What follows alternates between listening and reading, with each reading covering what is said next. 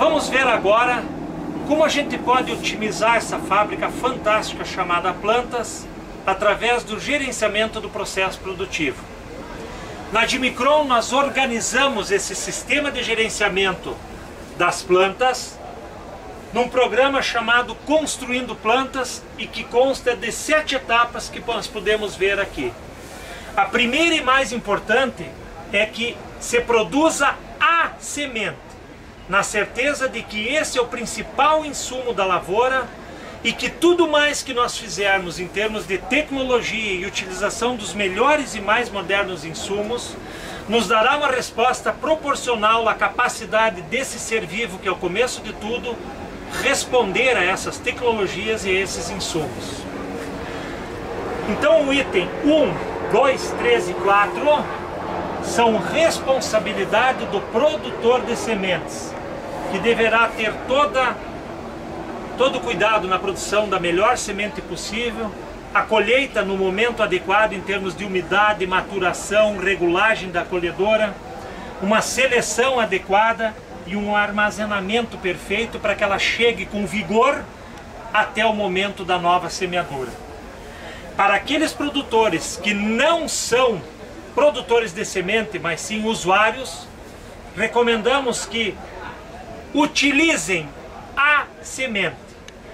Tenho dito que se discuta preço de insumos, mas que na semente, nesse insumo, se discuta qualidade. Na sequência temos suplementar essa semente, plantar e estimular. Especificamente com os sementeiros, o programa Construindo Plantas busca produzir a semente através da supernutrição da planta-mãe, que é uma técnica desenvolvida pela Dimicron e que busca fornecer, via essa planta-mãe, o máximo de nutrientes armazenados nessas sementes que serão o início da próxima lavoura.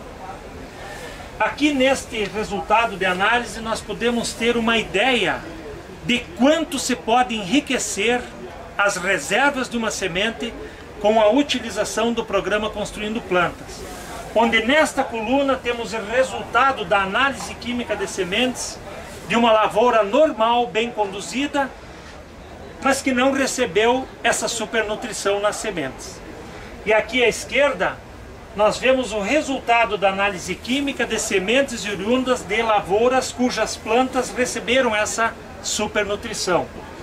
E na coluna em vermelho nós podemos observar o significativo incremento, que eu gosto de chamar de turbinamos as reservas da semente em termos de nutrientes. Chamo atenção para 2 deles pela importância que representam na qualidade das sementes. O fósforo, com um incremento de 21%, responsável pela energia daquela plântula que vai iniciar o seu ciclo de vida. E o molibdênio, importantíssimo na soja, onde conseguimos um incremento de 167,6%.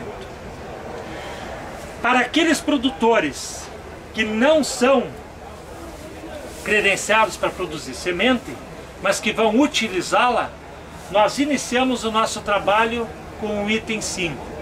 Nós vamos suplementar essas sementes que eles vão levar para o campo.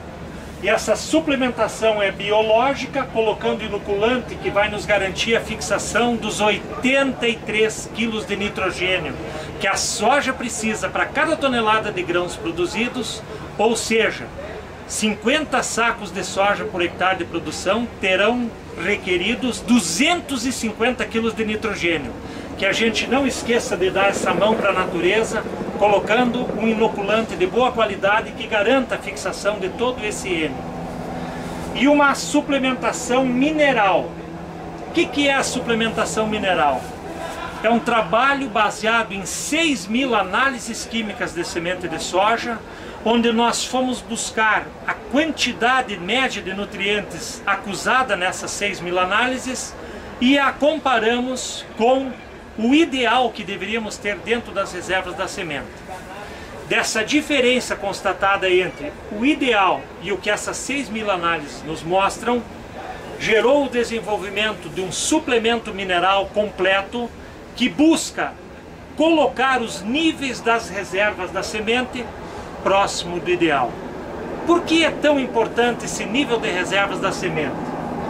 Porque no caso da soja, essa reserva é a única fonte de energia da plântula em desenvolvimento por um período de 12 até 24 dias, quando então ela inicia o processo fotossintético, onde ela vai gerar o seu próprio alimento.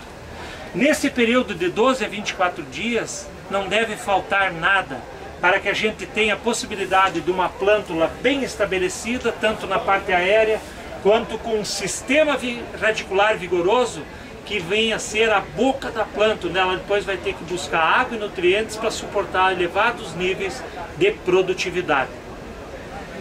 Aqui nós podemos ver uma plântula em V1, onde ela está iniciando o processo fotossintético. E uma soja no estágio V1 é o primeiro trifólio com os 3 folíolos desencontrados. Até este momento, o cotilédone e as reservas nele contidas são a única fonte de alimento desta plântula, deste ser vivo tão frágil que aqui nós vemos na forma de embrião.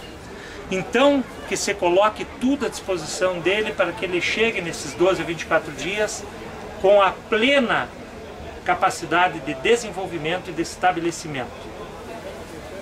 O item 7 é estimular. Técnica da estimulação foliar.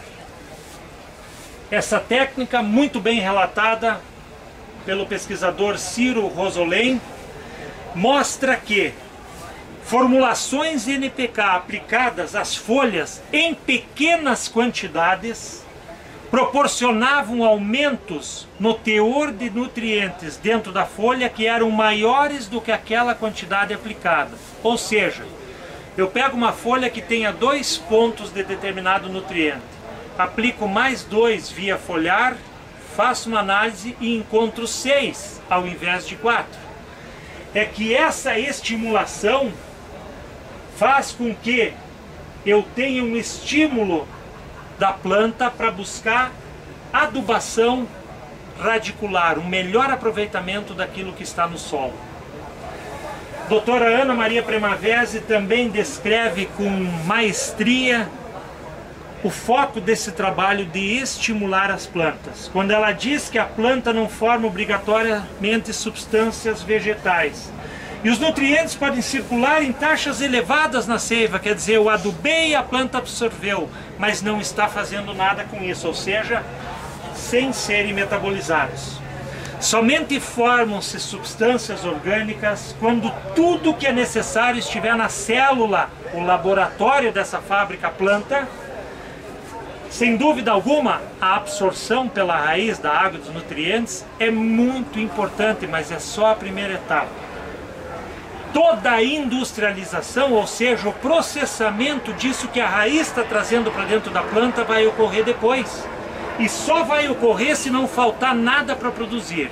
Então, o estimulador foliar, eu digo que são operários que a gente coloca dentro da fábrica para, com uma sua alta capacitação, melhorarem os processos fabris e otimizarem a produção daquele que é o nosso objetivo: grãos, enchimento de grãos.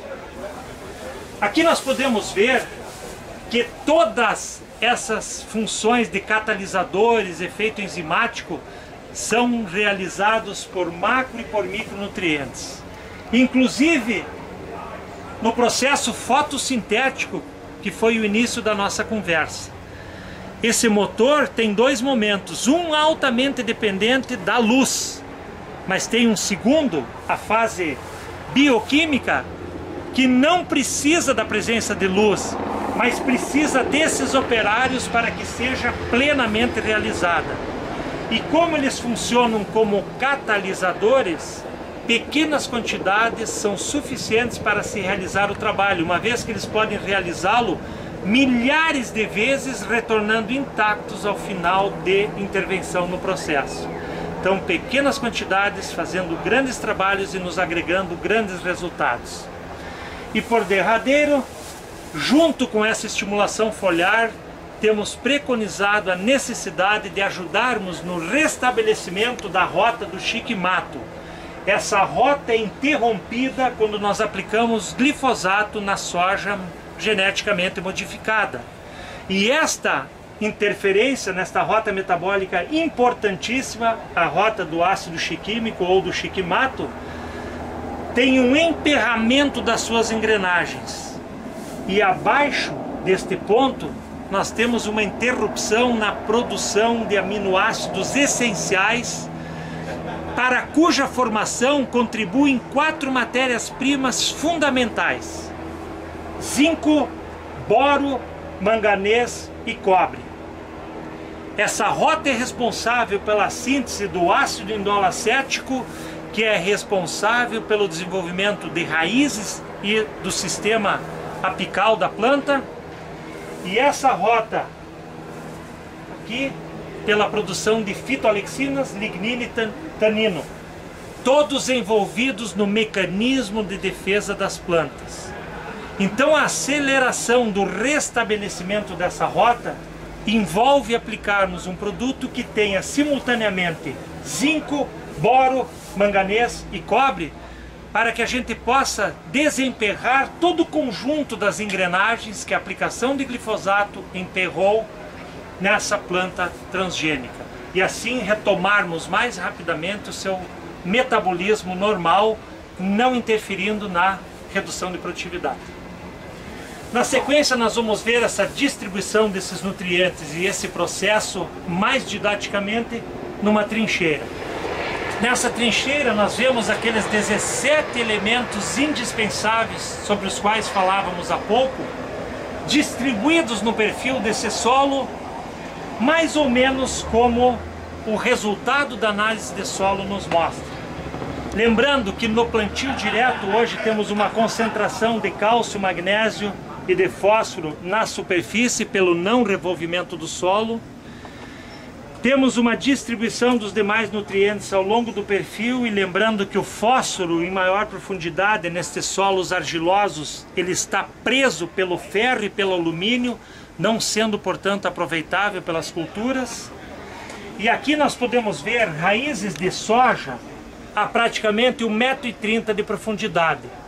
E sabendo que a raiz só se desenvolve na presença de cálcio e que o calcário foi aplicado aqui na superfície, se temos raízes aqui é porque neste local tivemos resíduos de sulfato de cálcio móvel no solo e se dissociando aqui embaixo, liberando enxofre e cálcio para que essa raiz encontre ambiente para poder se desenvolver.